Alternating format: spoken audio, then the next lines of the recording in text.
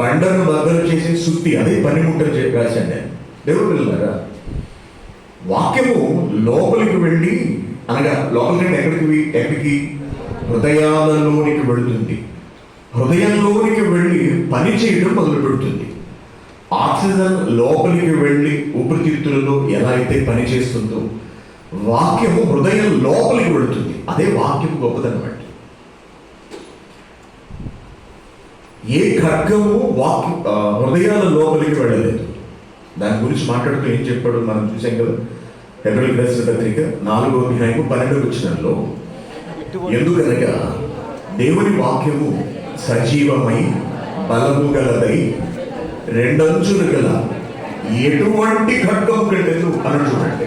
ఎటువంటి అనగా ఎంత పదునైనది మీరు తీసుకున్నా సరే దానికంటే వాడిగా ఉండి ప్రాణాత్మలను, కీళ్లను, మూలులను విభజించినంత మట్టుకు ప్రాణాత్మలను, కీళ్లను, మూలులను విభజించలేదన్నమాట. ప్రాణాత్మ అతి సూక్ష్మమైనది.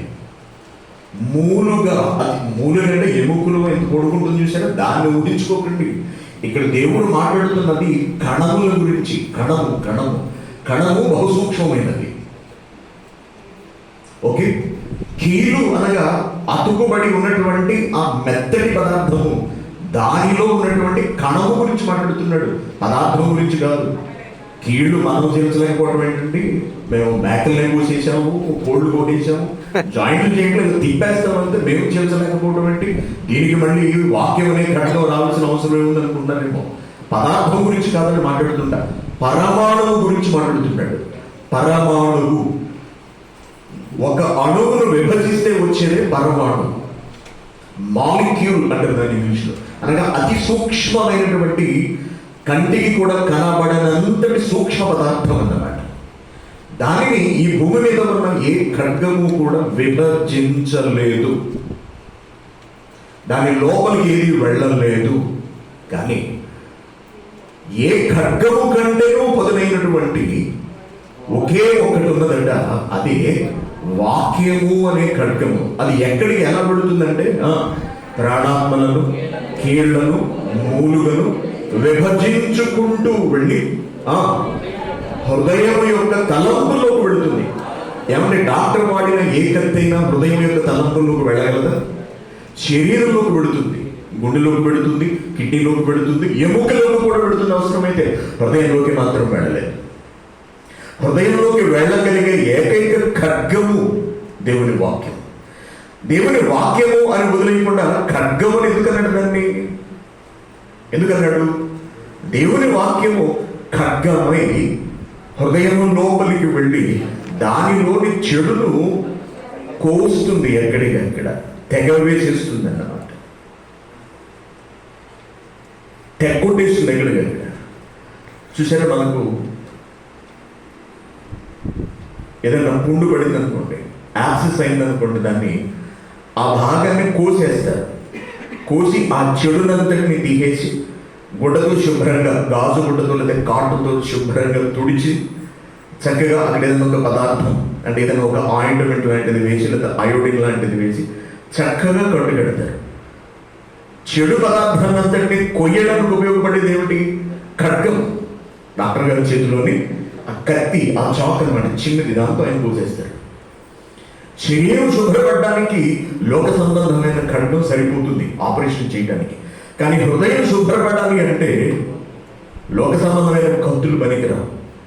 కత్తి లాంటి వాక్యం కావాలి, ఖడ్గమైన వాక్యం కావాలన్నమాట. అది మన లోపల హృదయంలో ఉన్న చెడును కోసేస్తుంది, నరికి వేస్తుంది, తెగవేసి శుభ్రం చేస్తుంది. అందుకే బైబిల్ పఠనము క్రైస్తవునికి శ్వాస వంటిది.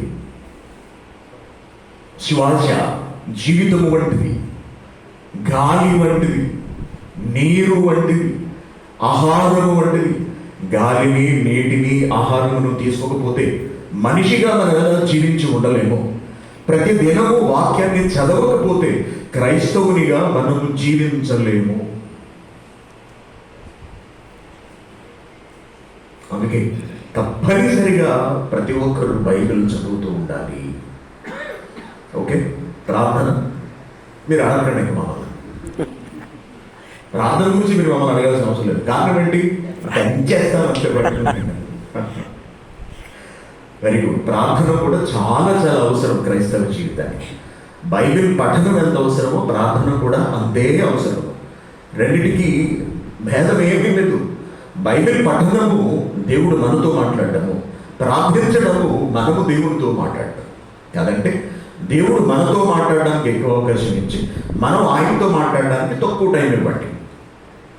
ఓకే, దేవుడు మనతో ఎక్కువ మాట్లాడితే మనకి మంచిది. మనం మాట్లాడేసామనుకోండి చాలా తప్పులు చేస్తే దానిలో విస్తారమైన మాటలలో దోషం ఉండక తప్పనిసరిగా దోషం ఉంటుంది. దోషం ఉండక మానదు. కాబట్టి దేవుడితో మాట్లాడేటప్పుడు కూడా తక్కువ మాట్లాడాలి, పొదుపుగా మాట్లాడాలి, చెప్పవలసిన మాత్రమే చెప్పాలి. ఇది నువ్వు చెప్పాలి అని అనిపించిందే చెప్పని తప్పించి ప్రార్థించమన్నాడు కదా దేవుడు అని ఏది పడుతుంది దేవునికి విన్నవించకూడదు, ఆయనను విసిగించకూడదు ప్రార్థనతో. కానీ తప్పనిసరిగా ప్రార్థించాలి. ఈ రెండు కూడా క్రైస్తవ జీవితానికి రెండు కళ్ళు వంటివి. ఈ రెండు సక్రమంగా ఉంటేనే మొత్తం శరీరం అంతా కూడా, క్రైస్తవ జీవితపు శరీరం, దేహం అంతా కూడా సవ్యంగా సాగుతుంది. కాబట్టి ఒక్కరోజు కూడా వీటికి ఎవరు దూరం కాకండి. అర్థమైంది కదా? Very good.